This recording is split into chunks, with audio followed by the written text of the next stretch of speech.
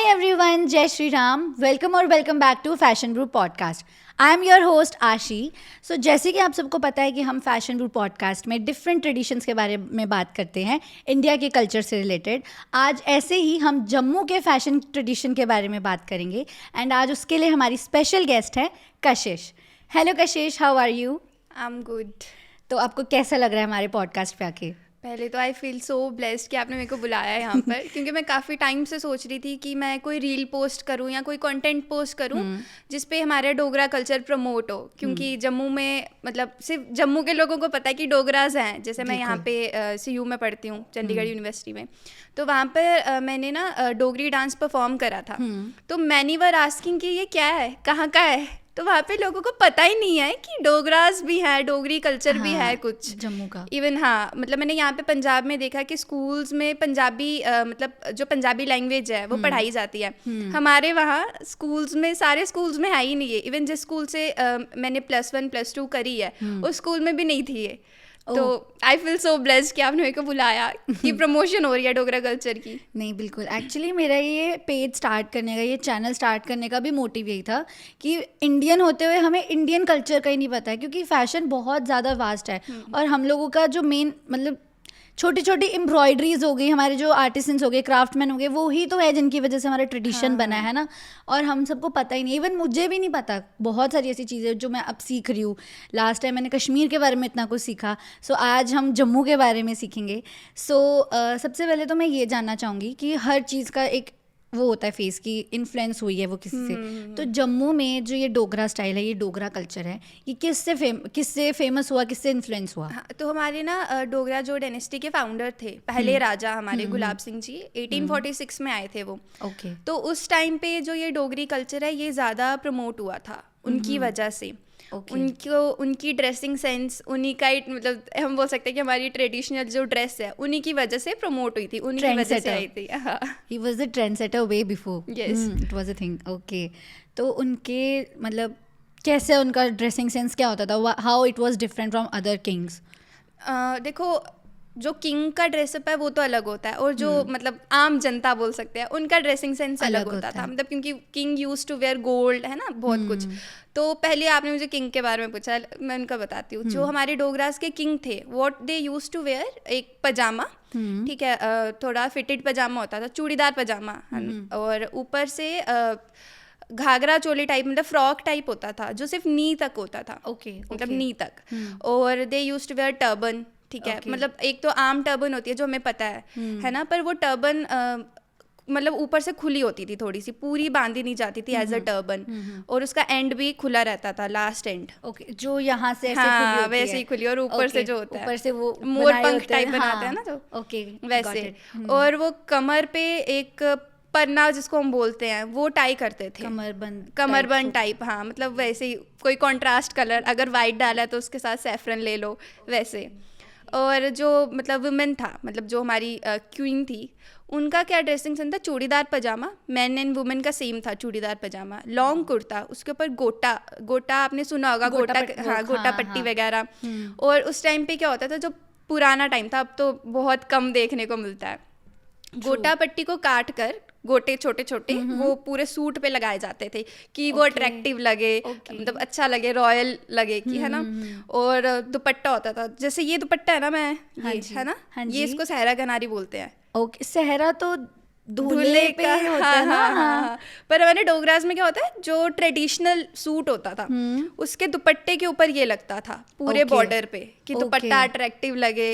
अभी मोस्टली मैंने देखा कि ये खत्म हो गया, पर जो मेरी फ्रेंड की शादी हुई अभी रिसेंटली, तो उसने प्रॉपर डोगरी अटायर डाला, तो मेरे को बहुत अच्छा लगा कि कुछ तो अच्छा हो रहा है, कि मतलब अच्छा लगा कि हमारा कल्चर अभी फॉलो कर रहे हैं, वापस से कुछ लोग फॉलो कर रहे हैं. पर अब तो मतलब वेनिश हो रहा है धीरे धीरे. बिल्कुल. मुझे नहीं पता था इसके बारे में कि ये जो सहरा होता है, इसको दुपट्टे पे लगा के, इसका डिफरेंट नेम सहरा कनारी ये बोला जाता है. तो इट इज़ वेरी यूनिक, क्योंकि हम लोगों के यहाँ तो आई थिंक अब सहरा पे भी ये सब नहीं लगता है, नॉर्मल से सहरे बनते हैं.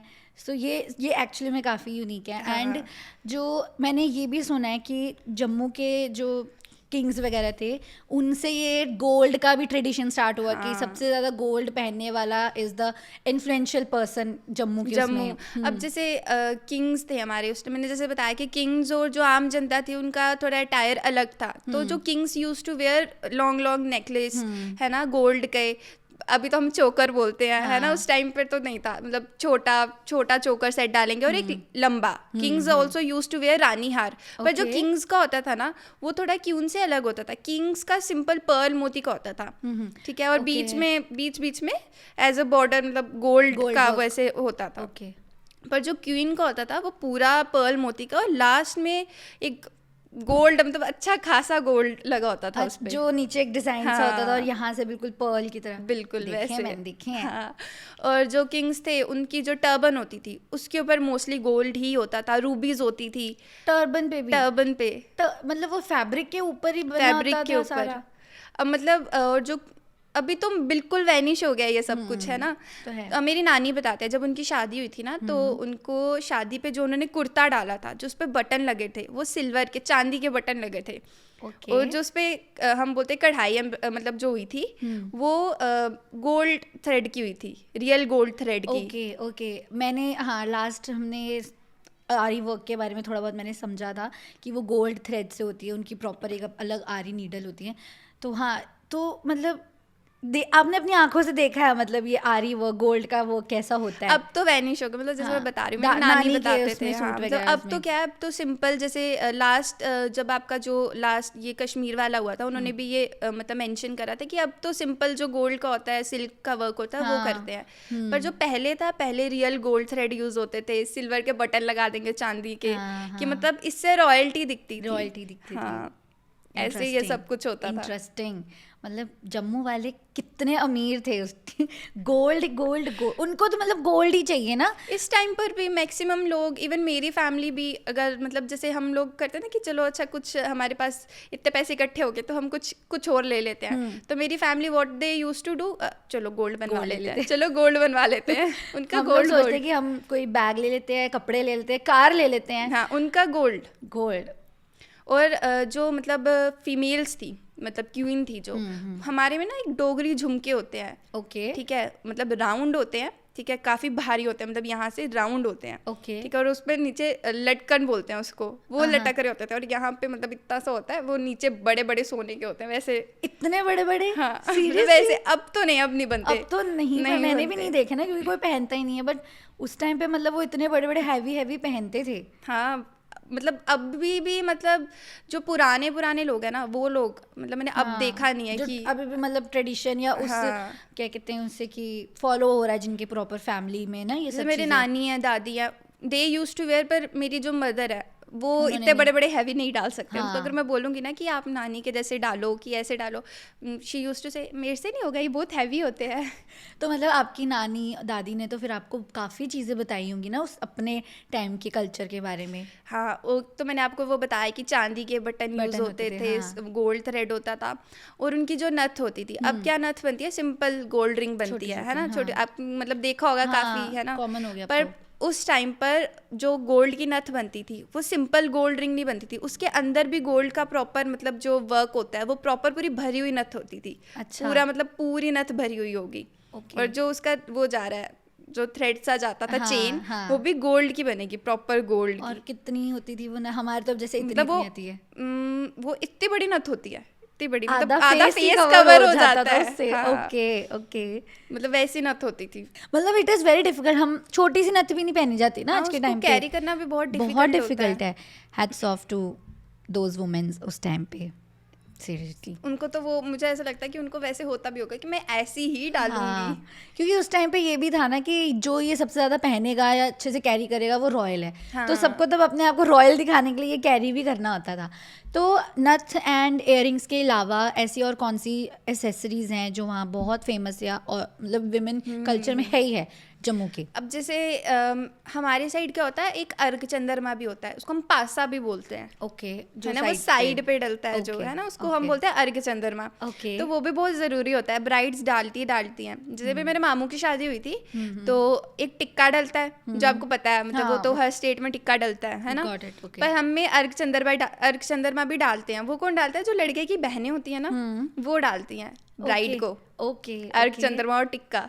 तो वो कैसा होता है वो? मतलब वो साइड पे आता है, चेन्स होती हैं, चाहे आप गोल्ड की चेन बनाओ या पर्ल चेन बनाओ, लास्ट में उसका गोल्डन, मतलब गोल्ड का पूरा होता है लास्ट में, जो हम बोल सकते हैं, मतलब उसका जो पेटल होता है जो वो पूरा गोल्ड का होता है। और बीच में मोती होते हैं। जो ट्रेडिशनल थे वो तो काफी हैवी थे, अब छोटा सा बनता है। ट्रेडिशनल तो पूरा ऐसे साइड पे आता था। ट्रेडिशनल में क्या क्या सीन होता था उसका?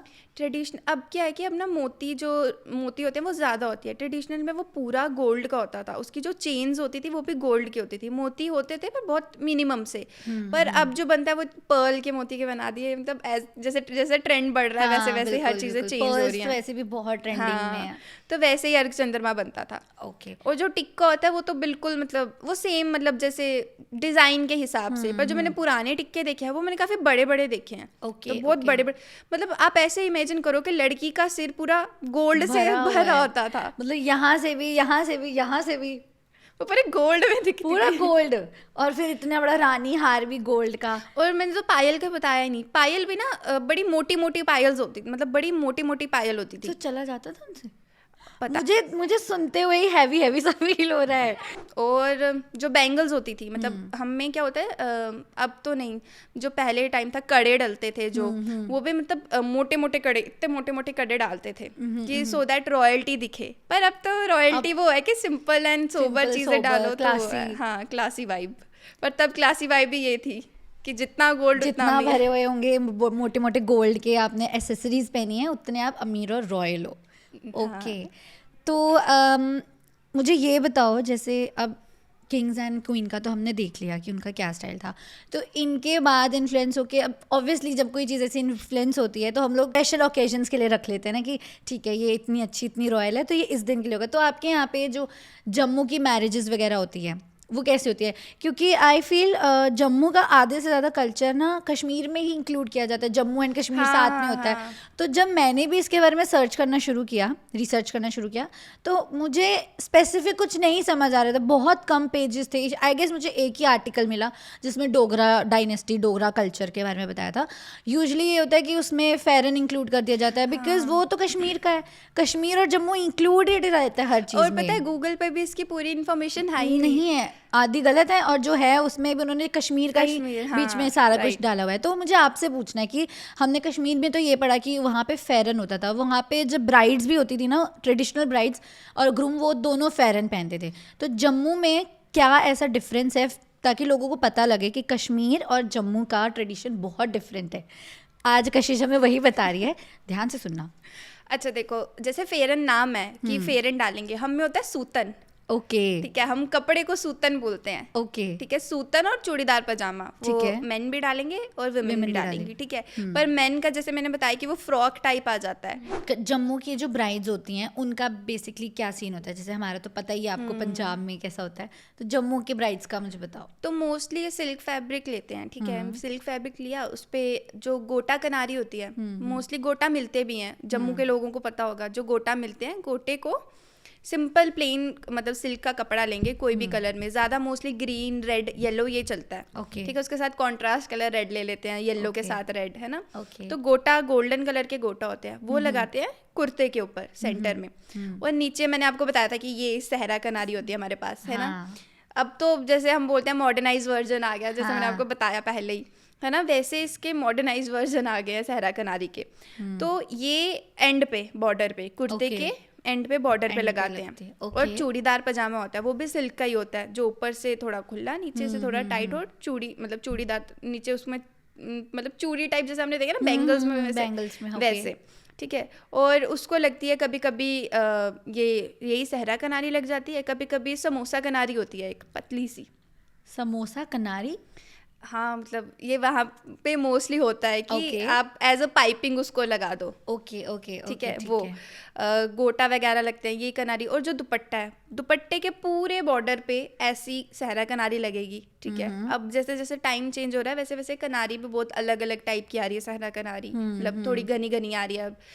और जो दुपट्टा को ज़्यादा अगर आपको हैवी बनाना है, प्रॉपर जो ब्राइड्स होते हैं वो बहुत हैवी बनाती हैं, तो उसके बीच में भी आप गोटे लगा दो। वो गोल्डन कलर के होते हैं, सिल्वर कलर के, ये 2 कलर में गोटे आते हैं ज़्यादा मोस्टली, जो मैंने देखे हैं, मतलब ज़्यादातर यही सब कुछ इसी है। के होते हैं I think, हाँ, और मोस्टली कलर पिंक, जो मेरी फ्रेंड की अभी शादी हुई थी उसने पिंक और ग्रीन का कॉम्बिनेशन बनाया था, जो बहुत प्यारा लग रहा था, बहुत ही ज़्यादा हाँ, प्यारा वो अच्छा लग रहा लगता था। या येलो रेड का हो जाता है, स्काई ब्लू, मतलब ऐसे ऐसे कलर ही लेते हैं मोस्टली, मतलब जो कलर अट्रैक्ट कर रहे हैं Attract ना करें, हाँ। वो लेंगे।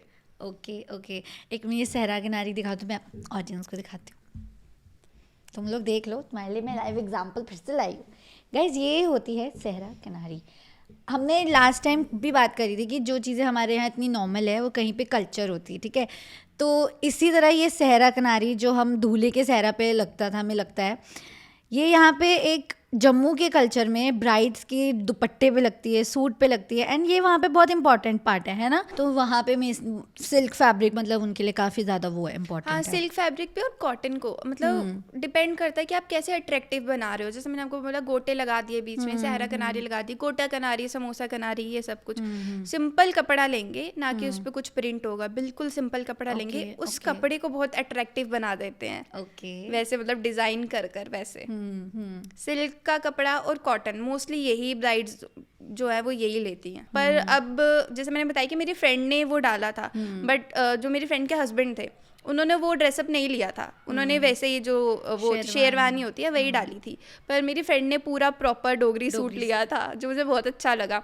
मतलब चूड़ीदार पजामा था, लॉन्ग कुर्ता, वो गोटे वाली लैस लगी थी, और ऐसा ही दुपट्टा था। पर अब क्या है कि जैसे ये ना पुराने टाइम पे ये दुपट्टे लिए जाते थे मेरी नानी के टाइम पे, पर अब ना इसके हम बोल सकते हैं मॉडर्नाइज वर्जन आ गए। ठीक है, अब ना थोड़ी घनी घनी आती है, तो उसने वैसी वाली वो लगवाई थी उसको बॉर्डर पे। ओके। और मेन का तो सिंपल वही जो मैंने आपको बताया वैसे होता है, पर अब कोई फॉलो नहीं करता मेन का, तो क्योंकि वो बड़ा पुराना लगता है। यही चीज़ हम चाहते हैं कि लोगों को पता लगे एंड वो थोड़ा थोड़ा फॉलो करे, ताकि आगे वाली जनरेशन भी इन सब चीज़ों से लिंक्ड अप रहे, क्योंकि ये सब चीज़ें वैनिश हो रही है and it is not good. हम फॉरेन कल्चर इतना ज़्यादा प्रमोट एंड फॉलो करने लगे कि जो हमारे अपने एक्चुअल ट्रेडिशंस है, जो फॉरेन कल्चर के लोग फॉलो करना पसंद करते हैं, हम वो खुद भूलते जा रहे हैं। और हमारे जम्मू में ना, जैसे मैंने यहाँ देखा है, जो मुझे यहाँ पंजाब की बहुत अच्छी चीज़ लगती है कि छोटे छोटे बच्चों को भी पंजाबी आती है, छोटे छोटे बच्चों को भी। हमारे वहाँ पे ना इवन मेरी फैमिली में जो बच्चे हैं ना उनको भी डोगरी नहीं आती, इवन मेरे को भी प्रॉपर डोगरी नहीं, क्योंकि बोलते ही नहीं है घर पे। मैं आपको बताऊँ, मैं हिमाचल से हूँ, मुझे हिमाचली में तिंजो मिंजो कुत्ते के अलावा कुछ नहीं आता है क्योंकि मेरी फैमिली वालों ने वो इन्वायरमेंट ही नहीं बनाया कि हम हिमाचली में बात करें। एक्चुअली में ये होना चाहिए कि जो आपकी अपनी ट्रेडिशनल लैंग्वेज है ना, जहाँ से आप बिलोंग करते हो, थोड़ी थोड़ी बोल के सबको पता होनी चाहिए। हमारे वहाँ तो ये मेंटेलिटी आ जाती है कि अगर किसी के बच्चे ने डोगरी बोल दी, ठीक है, छोटे बच्चे ने, तो वो बोलेंगे ये तो इसको तो कुछ सिखाया ही नहीं है, ये तो स्कूल ही नहीं जाता, ये तो ऐसे बोलने लगेंगे वहाँ पर। तो तभी मैं चाहती हूँ कि जो हमारा कल्चर है वो प्रमोट हो, ज़्यादा से ज़्यादा लोगों को पता चले। जैसे मैं यूनिवर्सिटी में भी काफ़ी अगर किसी से बात करती हूँ ना, जम्मू से ही जो हमारे हैं, तो वो दे फील सो शाय कि ये क्या डोगरी में ऐसे नहीं। तो मैं यही सब चीज़ें जो है ये ख़त्म करना चाहती हूँ, क्योंकि देखो अपने कल्चर को प्रमोट क्या करना है, अपने कल्चर को लेके आने में, उसमें इंडल्ज होने में कुछ गलत नहीं है। अभी हमने लास्ट टाइम ही बात करी थी कि जो राम मंदिर जी की स्थापना हुई है, तो उसमें अनुपम खेर जी कश्मीर से हैं, तो वो अपने कल्चर का फेरन पहन के गए थे। तो अगर इतने अच्छे लेवल का इंसान उस चीज़ में वो फील नहीं कर रहा है कि मुझे नहीं पहन के जाना या मुझे शर्म आ रही है, तो हम लोगों को क्या प्रॉब्लम है? In fact it is a good thing कि हम लोग इतने, क्योंकि इंडिया में इतने सारे कल्चर्स हैं, हर कल्चर से कोई ना कोई अपने ट्रेडिशन अपने वे से आता है, तो अच्छा लगता है, डिफरेंस पता लगता है हमें। और हर स्टेट में मैंने नोटिस करा है कि जैसे अगर आप केरल वाली साइड चले जाओगे तो उनकी लैंग्वेज यूज होती है पर हमारे जम्मू में डोगरी यूज ही नहीं होती। इनफैक्ट इंडिया में ये चीज़ है कुछ एरियाज़ में, जैसे आपने बोला ना कि डोगरी उन्हें बोलना पसंद नहीं है, ऐसे हिमाचल में भी होंगे कुछ लोग जिन्हें नहीं पसंद है। बट अगर आप बाहर फॉरेन चले जाओ, जहाँ पे इटली चले जाओ, फ्रांस चले जाओ, उनकी फ्रेंच लैंग्वेजेस हैं, तो वो आपसे अपनी लैंग्वेज में ही बात करेंगे। बिल्कुल, they won't change their languages for you, in fact आपको जाके उनकी लैंग्वेज सीखनी पड़ती है वहाँ पे। और पता है सबको लगता है कि पता नहीं ये रूड हो गई लैंग्वेज तभी, हाँ। पर ना हमारे लिए एक कोट है डोगरास के लिए, खंड मीठे लोग डोगरे, जिसका अच्छा, मतलब चीनी जैसे मीठे लोग हैं डोगरे। पर वो लोग समझते ही नहीं है, मतलब हम लोग जो हमारे यंगस्टर्स हैं हम भी नहीं समझ पा रहे, हम भी नहीं प्रमोट कर पा रहे। इवन मैंने काफ़ी जम्मू के ना एंकर्स देखे हैं, वो हिंदी में बात करेंगे या इंग्लिश में, ठीक है, ये तो मतलब ठीक है, ओके, वो उनका वे है। बट हमारे एक एंकर है आशीष कोहली, वो हमेशा, मैंने उनके जो भी शोज देखे हैं वो डोगरी में ही बात करेंगे, कुछ भी हो जाए वो डोगरी में ही बात करेंगे। तो ये देख के बहुत अच्छा लगता है। It is a good thing हाँ, कि वो प्रमोट कर रहे हैं, अपनी लैंग्वेज प्रमोट करे और नहीं तो कुछ। हाँ। अब तो आपको पता लग गया होगा ये जम्मू से हैं, मीठी हैं चीनी की तरह डोगरी हैं, तो Dogras are very cool and chill and sweet. हाँ, ट्रू।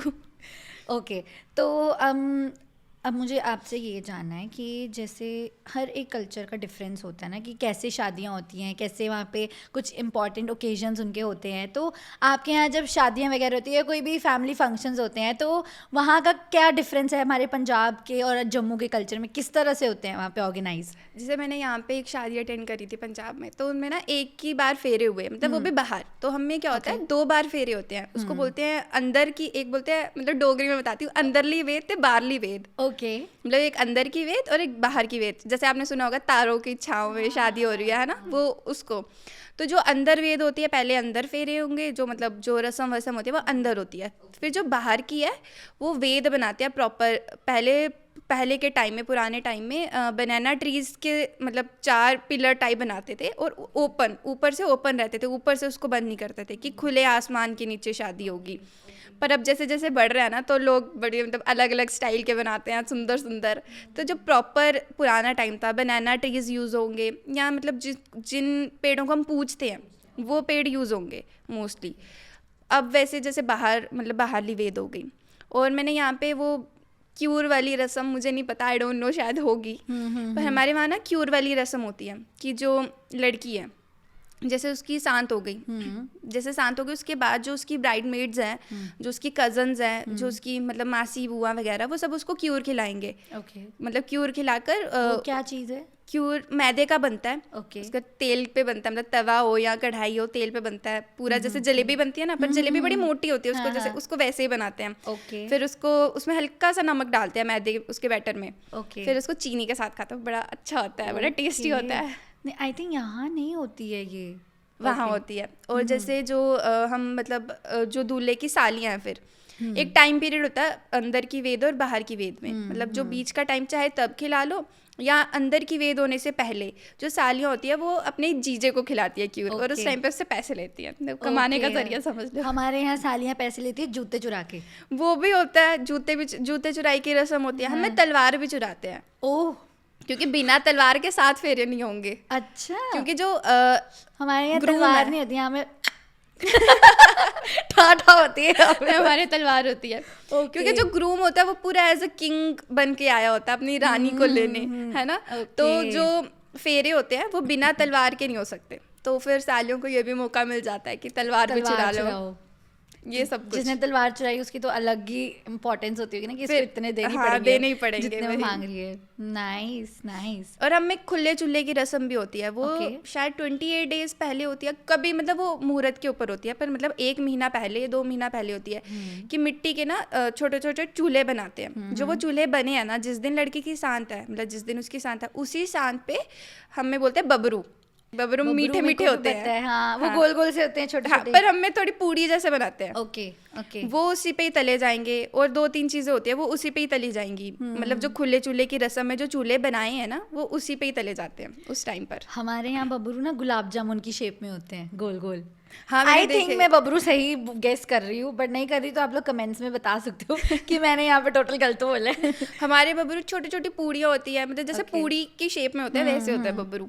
ओके, सो कितना अच्छा लगता है ना ये सब ऐसे जान के, ये हमारे कल्चर में कितनी सारी चीज़ें हैं जो हमें नहीं पता है। और ऐसा भी नहीं कि ये पता नहीं होनी चाहिए सबको, ये सब बहुत बेसिक से बहुत कॉमन है। एंड हमें ये भी पता चला आज कि जम्मू एंड कश्मीर में कितना डिफरेंस है उनके ट्रेडिशन में, हर चीज़ में डिफरेंस है। लाइक कपड़ों से लेके खाने में, मुझे खाने का तो मैं भूल ही गई, कैसे खाने का बताओ मुझे वहाँ के। खाने का देखो सबसे मतलब जो सबको पता होगा आई थिंक वो राजमा चावल तो सबसे ज़्यादा फेमस है। वो तो कश्मीर में भी मैंने सुना है। हाँ कश्मीर में भी है, कश्मीर में पर मतलब नॉन वेज चिकन वगैरह ज़्यादा है ना, तो हमारी साइड जैसे राजमा चावल हो गए। फिर राजमा चावल थोड़े अलग तरीके से बनते हैं, मैंने पंजाब के अलग देखे और हम में थोड़े अलग बनाते हैं, हमें दही डाल के बनाते हैं। ओके ओके ठीक है। दही मतलब तड़के में दही डालेंगे, पहले तड़का डालो, तड़के के साथ दही को फेंट लो थोड़ा सा, ओके फिर दही डाल दो तड़के में, तो वो थोड़ा करी टाइप बन जाता है ना जैसे, पर उसको मतलब अच्छे से पहले मिक्स होने दो, फिर उसमें राजमा डाल दो, फिर उसको मतलब अच्छे से बॉईल वगैरह होने दो उसको, फिर वो वैसे राजमा बनते हैं, तभी जम्मू के राजमा फेमस। भूख तो नहीं लग रही। और राजमा चावल के साथ हमारे ज़्यादा अनारदाने की चटनी। मेरे घर पे तो रोज मतलब मुझे ऐसा लगता है कि तीसरे दिन खा ही रहे होते हैं अनारदाने की चटनी। तो फिर आप मुझे खिलाएगी अब तो नेक्स्ट। हाँ मैं पक्का। डन। और हमारे दम आलू तो कश्मीर में भी है पर जम्मू में भी है, मतलब दम आलू बहुत फेमस है। फिर कलाड़ी आजकल इंस्टा रील्स पे भी बहुत चल रही है, आपने देखी होगी? नहीं। ये ना एक चीज़ होता है, मतलब जैसे हमारे पास चीज़, पर ये मतलब इसको तवे पे गरम करके, हाँ। चाहे आप ब्रेकफास्ट में रोटी के साथ खा लो, या कलाड़ी कुलचा बनता है इसका। जैसे चीज़ आपने देखा है पिज्ज़ा की चीज़ जैसे वैसे ही होता है, पर वो हल्का सा खट्टा होता है, उस पर जब नमक थोड़ी क्रिस्पी बनती है। बना तो रहे हैं। हाँ रील्स पे काफ़ी चल रहा है ये। कलाड़ी कुलचा बहुत चलता है जम्मू में, बहुत फेमस है उधमपुर साइड का कलाड़ी कुलचा। मैं तो सबको बोलूँगी, मतलब जो हमें देख रहे हैं ना, जो जम्मू से नहीं है, वो सब जब भी जाएंगे ना उधमपुर जाके कलाड़ी कुलचा पक्का खाना। Got it guys. पता है हमें ना क्या होता है, एक कश्मीर की है वैसे, हम जम्मू वाले भी पीते हैं उसको, बोलते हैं हम देसी चाय बोलते हैं हमारी लैंग्वेज में। ओके ठीक है, वो पत्ती नहीं होती, लीव्स होते हैं। ओके। और वो पिंक कलर की बनती है, नमकीन चाय। हाँ। और वो मतलब अगर आप रोज सुबह पी रहे हो ना, वो तो आपकी ऑटोमेटिकली स्किन पिंक से लगती है, मतलब बड़ी ब्राइट स्किन लगती है उसको पीने के बाद। ओके। और ये भी कश्मीर का, पर हम जम्मू वाले भी, मतलब ये जम्मू एंड कश्मीर म्यूचुअल समझ सकते हो। कड़म का साग। हाँ, यहाँ पे मैंने यहाँ पे लोग शायद उसको गंठ गोभी बोलते हैं, आई डोंट नो मैं सही बोल रही हूँ कि नहीं, पर हम में कड़म का साग, वो सिंपल बनता है, उसको बिल्कुल तड़का नहीं लगाते जैसे हम लोग बनाते हैं। वैसे तो उसको तड़का लगा के भी बनाते हैं, हम लोग सिंपल बनाते हैं, कुकर में बनाते हैं बिल्कुल। साग तो वही ना जो हमारे यहाँ मक्की की रोटी के साथ, वो नहीं? यहाँ पे तो आप साग बॉईल करके उसको हमारे सिंपल काटेंगे। और उसमें नीचे मतलब जैसे आपने वो देखा है शलगम, वैसे होता है उसके नीचे, और उसके पत्ते होते हैं लंबे लंबे। ओके। उसका साग अलग, और उसको शलगम को काट कर कुकर में डालकर हल्का सा उसमें जीरा डाल दो, नमक डाल दो, हल्दी डाल दो, मिर्ची डाल दो, सीटी मरवाओ, फिर उसको चावल के साथ खाओ, और वो बहुत हेल्दी होता है, बहुत ही ज़्यादा हेल्दी। इतना अच्छा लग रहा है ना, फैशन के साथ साथ मुझे यहाँ रेसिपीज भी मिल रही हैं। ओके।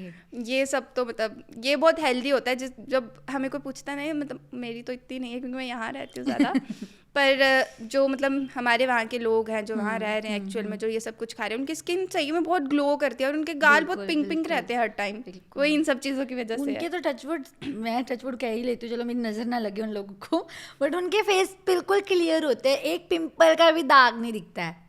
वो यही सब कुछ खाते रहते हैं। ओके। तो मुझे एक्चुअली में इतना अजीब लग रहा है ये सुनते हुए सब कुछ, क्योंकि मुझे भी शुरू से यही लगता था कि Jammu and Kashmir is one and same thing, culture भी सेम होगा इनका, बट कितनी सारी चीज़ें हैं, फूड को छोड़ के कितनी सारी ऐसी चीज़ें हैं जो बहुत ही डिफरेंट है, जिनका कोई लेना देना ही नहीं है कश्मीर से। वही तो वो आपसे जान के मेरे को अच्छा लग रहा है कि कोई अब मुझसे पूछेगा ना जम्मू एंड कश्मीर में ये चलता है, मैं बोलूँगी no, Kashmir is different and Jammu is different, वहाँ ये चलता है, जम्मू में ये चलता है। हमारे कॉलेज में भी अगर मैं किसी को बोलूँगी ना कि मैं JNK से हूँ, जम्मू कश्मीर से हूँ, तो वो लोग मतलब वो ये नहीं देखेंगे कि ये डोगरा है, मतलब ये डोगराज की फैमिली से होगी या कुछ, वो वैसे अब जैसे सबको पता ही नहीं कि कश्मीर में मोस्टली मुगल्स हैं, जम्मू में मोस्टली डोगराज हैं, ये दोनों बहुत अलग है। हमारी तो शादियों का जो मैंने आपको बताया, हमारा कल्चर ही बहुत अलग है, बहुत टोटली अलग है, टोटली, पर लोगों को पता ही नहीं है वो कुछ। अब मेरे कॉलेज में भी सबको यही लगता है कि अच्छा इनके ऐसा ही होता होगा। अब मेरे को तो बहुत लोग पूछ लेते हैं कि अच्छा तुम्हारे ये मिलता है, मतलब जो कश्मीर की फेमस चीज़ें हैं, जैसे कश्मीर में अगर बादाम अखरोट वगैरह, हमारी साइड नहीं है वो इतना, तो पूछेंगे यार जब आएगी ना ये लेके आना। कहाँ से लेके आऊँ, वहाँ पे नहीं है, वो बहुत अलग है, ये तो मतलब बहुत डिफरेंस है। और ये डिफरेंस हम सबको पता होना चाहिए क्योंकि ये बहुत बेसिक्स हैं यार, हद है, मुझे भी नहीं पता थे, सीख रही हूँ तो तुम भी सीखो। ओके सो आज जम्मू के बारे में हमें इतना तो अच्छे से पता लग गया कि जम्मू एंड कश्मीर दोनों अलग चीज़ें हैं, ठीक है, तो उनके ट्रेडिशन को अलग अलग समझना ज़रूरी है। तो आई होप आप लोगों को यहाँ इस वीडियो से ये पता चला होगा कि जम्मू में और कश्मीर में क्या डिफरेंस है, एंड आप लोगों को कशिश के भी एग्जाम्पल से पता चला हो कि बीइंग अ जम्मू वाली उसको बहुत बुरा लगता है कि आप लोगों को पता नहीं है कि डोगरा कल्चर क्या है, जम्मू एंड कश्मीर का क्या डिफरेंस है, जो हम दोनों ने आज आपको बताने की कोशिश करी है यहाँ पे एक छोटी सी हमारी ये वीडियो से। एंड आप कुछ कहना चाहेंगे अपने व्यूअर्स से? मैं तो बस यही बोलूँगी कि जितना प्रमोट कर सकते हो डोगरा कल्चर को, जम्मू वाले स्पेशली जो इस चीज़ को सोचते हैं कि ये काफ़ी मतलब उनके लिए काफ़ी बुरी बात है या उनको शर्म आती है बोलने से, तो मैं यही बोलूँगी सबको कि प्रमोट करो अपने कल्चर को। प्रमोट करने में कैसी शाइनेस, ज़्यादा से ज़्यादा प्रमोट करो। बिल्कुल बिल्कुल, बिकॉज आई थिंक हम सब अपने कल्चर की वजह से ही हैं। हाँ, इवन मेरे कॉलेज में आज तक मतलब जम्मू की इतनी ज़्यादा स्ट्रेंथ है ना मेरे कॉलेज में, आज तक डोगरी डांस परफॉर्म ही नहीं हुआ। फर्स्ट टाइम आई थिंक मैंने वो परफॉर्म करा था विद माय वन, मतलब मेरी एक फ्रेंड है उसके साथ। ओके वाओ नाइस, हम वो ज़रूर दिखाएंगे वीडियो के बीच में।